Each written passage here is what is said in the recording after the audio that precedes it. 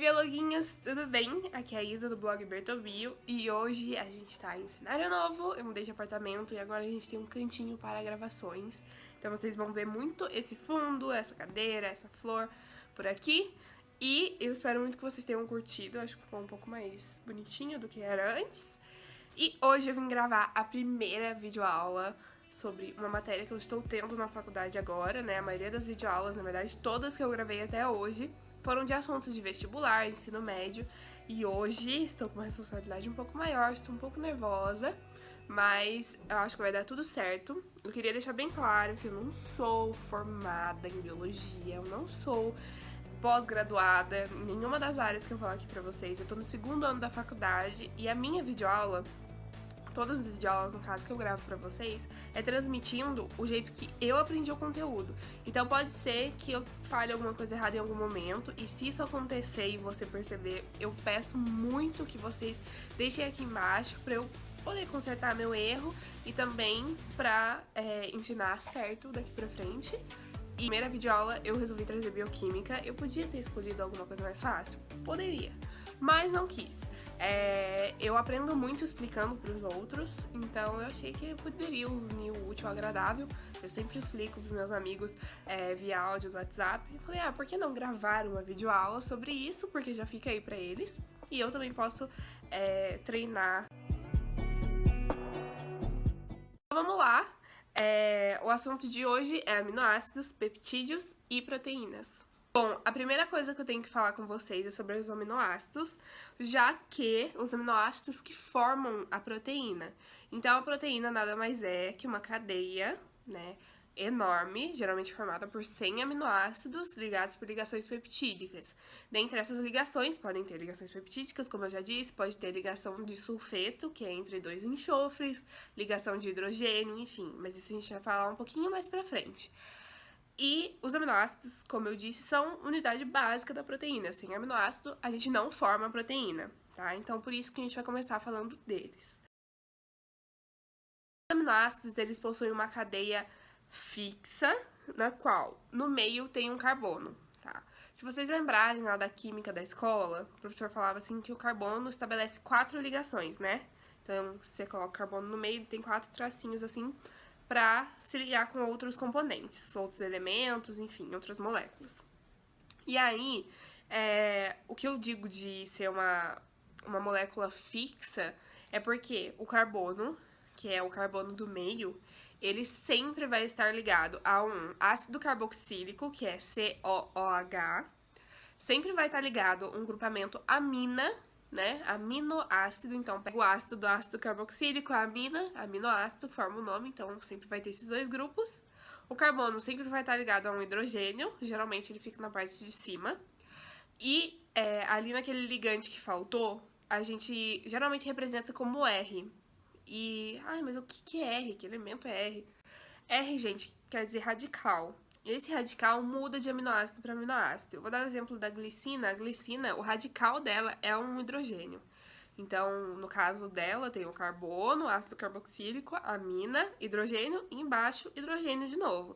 Mas esse radical muda muito. Tem aminoácidos que no radical possuem hidrocarbonetos, tem aminoácidos que no radical possuem, sei lá, cadeias enormes. Então, isso vai variar, isso é específico para cada aminoácido. Isso é a identidade de cada aminoácido. O carbono central, que eu comentei com vocês, que ele faz 4 ligações, geralmente ele é assimétrico. O que é ser um carbono assimétrico? Ele é um carbono que se liga a 4 ligantes diferentes. Então, vocês lembram que eu falei que um ligante é ácido carboxílico, o outro é amina, um é hidrogênio e o outro varia. No caso da glicina, a glicina é um dos únicos aminoácidos que possuem um carbono simétrico. Isso é, 2 ligantes são iguais. Geralmente, dos aminoácidos, eles são assimétricos, porque COOH, NH2 são diferentes. H, e vamos supor que a gente tem um hidrocarboneto, sei lá, CH2, CH3, CH2, enfim, são ligantes diferentes, completamente diferentes. Então, esse carbono, que é chamado de carbono alfa, ele vai formar um centro quiral, que é toda essa questão de ter ligantes diferentes. A gente tem algumas formas de classificar os aminoácidos e entre essas formas a gente classifica muito pela questão da polaridade. Lembra que a gente estudou lá no ensino médio? Você acha que nunca mais vai usar isso, né? Se você tá indo pro curso na área da saúde ou algum curso da área de biológicas, eu sinto muito te avisar que você vai ter que usar esses conceitos. A gente tem aminoácidos apolares, a gente tem aminoácidos polares não carregados, a gente tem aminoácidos polares com carga positiva e a gente tem aminoácidos polares com carga negativa. Então eu vou falar de cada um. O aminoácido apolar, ele é hidrofóbico. Vocês lembram que a água é polar? E eu não sei se o professor de química de vocês da escola falou, mas polar só interage com polar e apolar só interagem com apolar. Então, os semelhantes se interagem, os que são diferentes, não. Então, por esse aminoácido ser apolar, ele não vai interagir com a água, assim como, por exemplo, o óleo. O radical desse aminoácido apolar é sempre as cadeias enormes de hidrocarboneto, tem metil, etil, tudo, enfim, vai ter isso no radical. Já o polar não carregado, muita gente confunde o polar não carregado com o apolar. Só que a diferença básica e muito, muito importante deles é que o polar não carregado, por ser polar, é solúvel em água. Isso é, ele é hidrofílico. Enquanto que o apolar, ele é hidrofóbico, ele não se mistura com a água. Então, o polar não carregado, ele vai apresentar no radical dele ou oxigênio, ou enxofre ou nitrogênio, que são elementos muito eletronegativos. E esses elementos geralmente vão estar na extremidade do radical. A gente tem também os polares com carga positiva ou básicos, tá? Eles podem ser chamados de aminoácidos básicos também. E, como diz o nome, né, com carga positiva, o radical deles sempre vai ter um grupinho, um elemento, enfim, que tenha o sinal de mais. Então, quando você pegar um aminoácido e pedirem para eu classificar se é polar, apolar, enfim, e ele tiver um maisinho, ele é polar carregado positivamente, sempre. Isso acontece também para o polar carregado negativamente, ou aminoácido ácido, que ele tem o sinal de menos ao invés do sinal de mais, tá? Então, sempre, isso é uma regrinha e é muito fácil de identificar. E esses dois polares, tanto com carga negativa quanto com carga positiva, são solúveis em água, como eu já disse, porque são polares. E aí, a gente tem também outras formas de classificação dos aminoácidos. A gente tem os aminoácidos que são essenciais, a gente tem os aminoácidos que não são essenciais, e a gente tem os aminoácidos que são condicionalmente essenciais. E o que é a diferença entre eles? Os aminoácidos essenciais a gente não consegue produzir, então o nosso corpo não produz esses aminoácidos sozinho, com os elementos que ele possui no interior, né? Então, o que ele precisa fazer? A gente precisa obter esses aminoácidos pela nossa alimentação. Então, por isso que eles são essenciais, porque é essencial que a gente coma.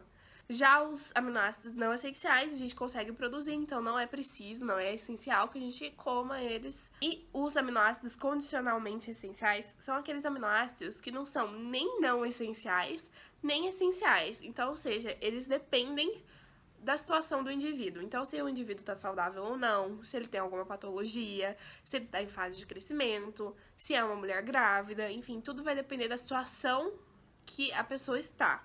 Então, pode ser que aquele aminoácido seja não essencial para um indivíduo saudável, adulto, comum, sem nenhuma doença, enfim, e aí chega uma grávida, e aí esse aminoácido que é não essencial, que era não essencial até mesmo para ela antes da gravidez, se torna essencial.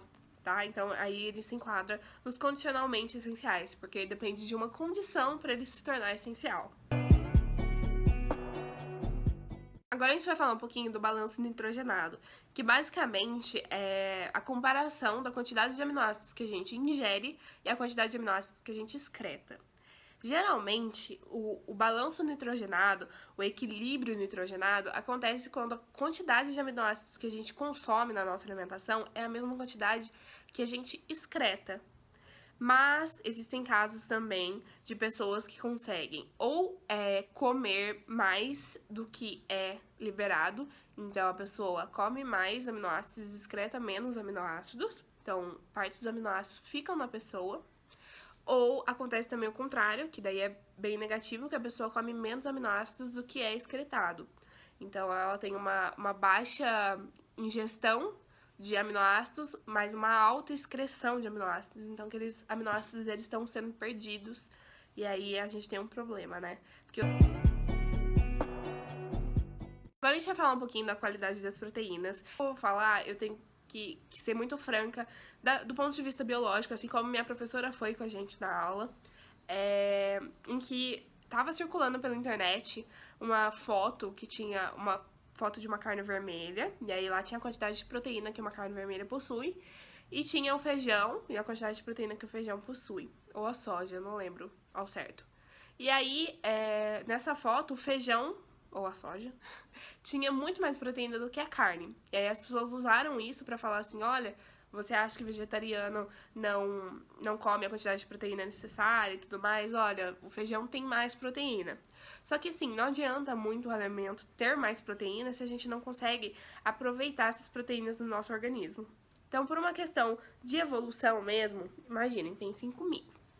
Vocês acham que os aminoácidos que formam a proteína do feijão é mais próxima da gente do que a da carne? A gente tá no mesmo reino da carne vermelha, da carne branca, enfim. Então, os aminoácidos que essa carne possui são muito mais aproveitados por nós, porque são muito semelhantes ou até mesmo são iguais aos nossos aminoácidos. Então, a gente consegue armazenar mais esses aminoácidos, a gente consegue aproveitar melhor realmente do que do feijão. O feijão é outro reino, né? A gente tá falando de reinos diferentes. A gente tá no reino animal, enquanto que o feijão tá no reino vegetal. Então, toda essa questão de distanciamento, por mais que o feijão tenha mais proteína que a carne vermelha, a gente consiga digerir, a gente consiga aproveitar melhor as proteínas da carne vermelha do que do feijão. Isso não quer dizer que ser vegetariano é errado, que ser vegetariano você não é saudável. Tem muitas formas de você conseguir a quantidade de proteína que você precisa. Mas eu só tô falando realmente do ponto de vista biológico, pra explicar um pouco essa foto que tava circulando pela internet, que as pessoas circulam essas fotos sem nem estudar um pouquinho, sem nem procurar pesquisar, enfim. Então, como eu disse anteriormente, a qualidade das proteínas, ela não é medida simplesmente pela quantidade de proteínas que a gente tem naquele alimento, e sim pela quantidade de proteína que a gente vai conseguir digerir. Ou seja, qual que é o valor biológico daquela proteína, se ela tem os aminoácidos que a gente realmente precisa na nossa alimentação.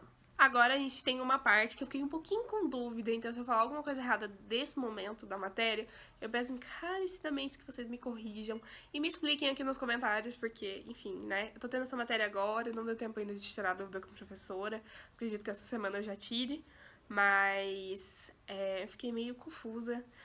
Que é a parte de propriedades ácido-básicas de um aminoácido. Então, pelo que eu entendi, gente, a maioria dos aminoácidos, eles são neutros, ou também chamados de íons dipolar, tá? Então, o mais da amina, sabe, é NH2+, com o menos do ácido carboxílico, que é COO-, ou COH, eles se cancelam e aí a gente tem o aminoácido neutro, ou seja, nem a carga positiva está se sobressaindo, nem a carga negativa. Porém, quando eu tenho um aminoácido e coloco ele meio ácido e a amina recebe H+, a gente fala que ele é um aminoácido catiônico. Enquanto que se eu coloco o aminoácido no meio básico, no meio alcalido, e o ácido carboxílico doa H+, eu falo que ele tá tendo, que o aminoácido em si tá tendo um caráter aniônico. Mas afinal, o que faz aminoácido, né? Falei todas as propriedades dos aminoácidos, expliquei tudo pra vocês, mas tá, Isabela, os aminoácidos formam proteínas, ok, mas o que mais os aminoácidos fazem? Os aminoácidos, gente, eles desempenham muitas funções, mas a mais importante, obviamente, é constituir proteínas, porque as proteínas são essenciais para a nossa vida. A gente não teria músculo, a gente não teria nada se não fosse as proteínas, não teria a pele, a nossa pele tem proteína, nossas células têm proteína na membrana celular, então, né, não preciso nem citar tanto a importância dos aminoácidos. Mas, além disso, os aminoácidos fazem síntese de compostos nitrogenados, então a gente está falando de base nitrogenada, que compõe DNA, que compõe RNA, a gente está falando de hormônios que controlam toda a nossa vida, né? Então, esses fatores fazem com que os aminoácidos sejam essenciais para a nossa existência. Não tem como sobreviver, não tem vida sem aminoácidos. Gente, agora eu vou falar um pouquinho pra vocês das ligações peptídicas, tá? Eu vou falar agora delas e depois das proteínas, porque aminoácidos, eles só se tornam proteínas quando eles estão ligados por ligações peptídicas e quando são mais de 100 aminoácidos. Então, se eu tenho 100 aminoácidos ligados por ligações peptídicas, eu já posso considerar essa cadeia, essa sequência de aminoácidos, uma proteína. E o que é a ligação peptídica? A ligação peptídica ocorre quando, por exemplo, eu tenho 2 aminoácidos e o C do ácido carboxílico, sabe?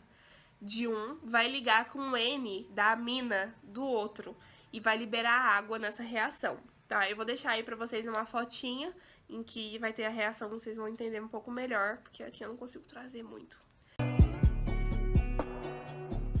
A gente consegue calcular o número de ligações peptídicas presente em uma cadeia de aminoácidos ou de proteína por meio da quantidade de aminoácidos. Então, se o exercício fala pra gente que a gente numa cadeia tem 73 aminoácidos ligados por ligações peptídicas, a gente pode falar que a gente tem 72 ligações peptídicas. Se um exercício dá pra gente que tem 131 aminoácidos na cadeia, a gente pode falar que a gente vai ter 130 ligações peptídicas. Então, vocês perceberam que sempre o número de ligações peptídicas é igual ao número de aminoácidos presente naquela cadeia menos 1. Agora chegou o momento de falar das proteínas, né? Que é o fim da nossa sequência da aula de hoje. É o último assunto que eu vou estar falando com vocês. As proteínas, né? Não preciso nem falar que as proteínas são essenciais, porque eu já comentei isso. Mas elas realizam diversas funções no organismo. Dentre elas, transporte. Elas fazem transporte de substâncias pela membrana plasmática. Elas fazem a defesa do nosso organismo, então os anticorpos são proteínas. Elas produzem ATP, que é a nossa energia, a gente não vive sem ATP. Elas realizam a contração muscular, lembra da actina e miosina que tem no músculo? Elas são enzimas, ou seja, catalisam reações químicas. Catalisar é acelerar reações químicas. São hormônios, realizam a regulação do metabolismo, enfim, tem diversas funções. Mais uma vez falando, é um macronutriente, ou seja, é formado por mais de 100 aminoácidos. Cada livro, cada fonte utiliza um número de aminoácidos para falar que aquilo é uma proteína. Então, tem livros que consideram que polipeptídeos já são aminoácidos, tem livros que acham que só a partir de 200 aminoácidos juntos formam uma proteína, mas eu estou usando como base o que minha professora acredita e o que ela falou pra gente, tá? Então, por isso que eu estou dizendo desse número de 100 aminoácidos. Sobre a nomenclatura dos aminoácidos, eu não tenho muito o que explicar pra vocês, tá?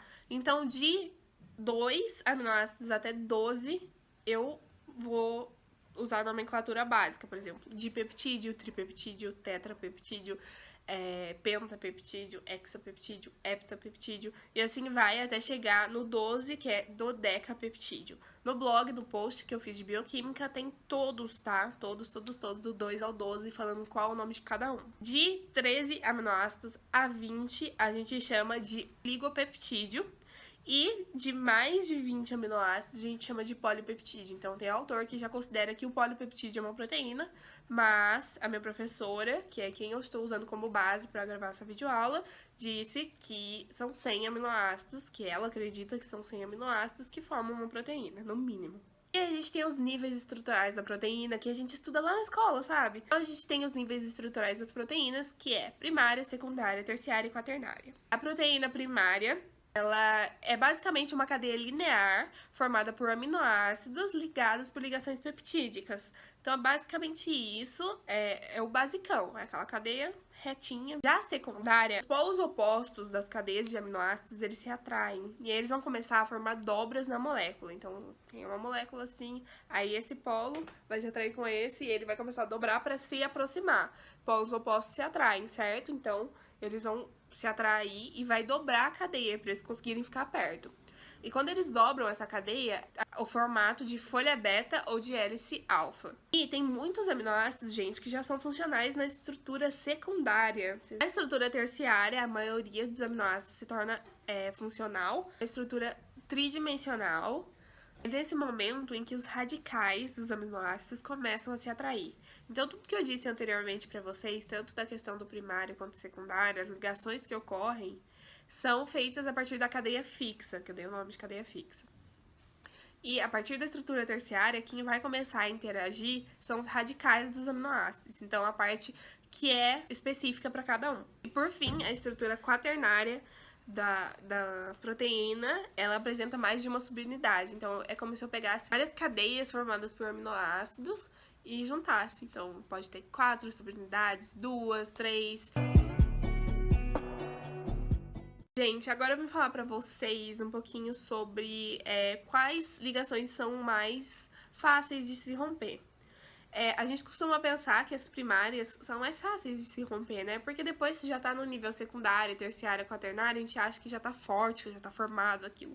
Só que na proteína é o contrário. Estruturas mais fáceis de se romper são a terciária e a quaternária. A secundária também é bem fácil, mas a primária é muito difícil de romper, porque as ligações peptídicas que formam a estrutura primária de uma proteína são muito fortes, então elas não se rompem facilmente. Então, como eu já disse pra vocês, as proteínas elas podem ser enzimas, elas podem ser proteínas contráteis, elas podem ser proteínas imunes, elas podem ser proteínas de estoque, de transporte, estrutura, então elas formam a estrutura das nossas células, dos nossos músculos, de tudo. Elas podem ser reguladoras do metabolismo e elas podem ser exóticas. Quando eu digo exóticas, gente, eu quero dizer, por exemplo, por que os animais que vivem em lugares muito frios não congelam? Porque eles possuem umas proteínas que são específicas, no caso, que chamam anti-freeze, que não deixam com que o animal congele. Então, assim como a gente tinha a classificação dos aminoácidos, a gente tem a classificação das proteínas.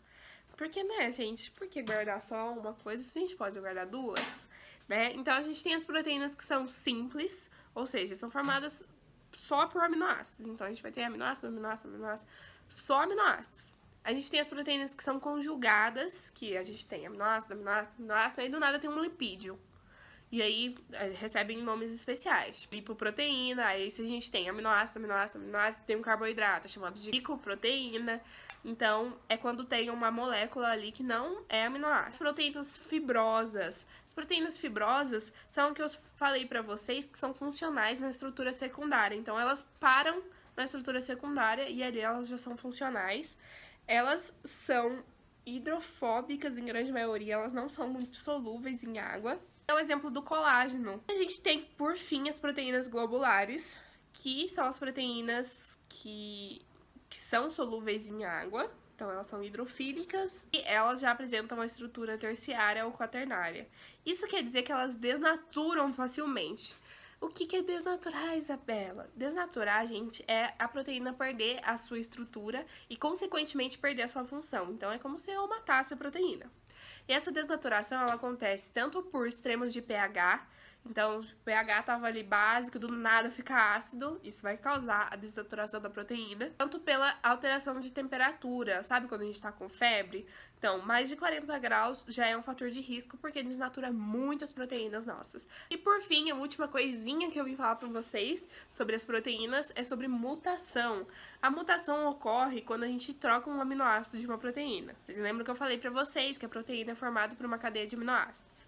Vamos supor que eu tenho uma sequência que tem a glicina, triptofano, e aí glicina, aí era pra ser outro triptofano e eu tenho outra glicina, então eu troquei, né, o aminoácido. Essa troca ou pode ser benéfica, então trazer para o indivíduo alguma coisa que seja positiva mesmo, ou causar alguma coisa que seja negativa, seja não conseguir produzir aquela proteína, ou seja, alguma deficiência mesmo, ou pode não causar nada, pode não fazer diferença, tá? Tá bom, beluguinhos? É isso. Espero muito que vocês tenham gostado do vídeo. Peço perdão pra vocês se eu falei alguma coisa errada. Como eu disse, isso aqui é só pra eu ajudar tanto os meus amigos quanto eu, ou pessoas de outras faculdades que estejam com dificuldade de bioquímica. É isso, espero muito que vocês tenham gostado do vídeo. Se vocês curtiram, deixa o like pra mim aqui embaixo, se inscreva no canal, compartilhem com seus amigos, por favor. Visitem o blog também, que lá tem post universitário sobre muitas matérias. Eu faço post universitário, vai fazer um ano já, então eu tenho muita matéria lá no blog, pra quem faz biologia, pra quem faz outros cursos também. Lá a gente tem post de anatomia, histologia, que são matérias comuns em cursos, né? Então é isso, espero que vocês tenham gostado, um beijo e até o próximo vídeo.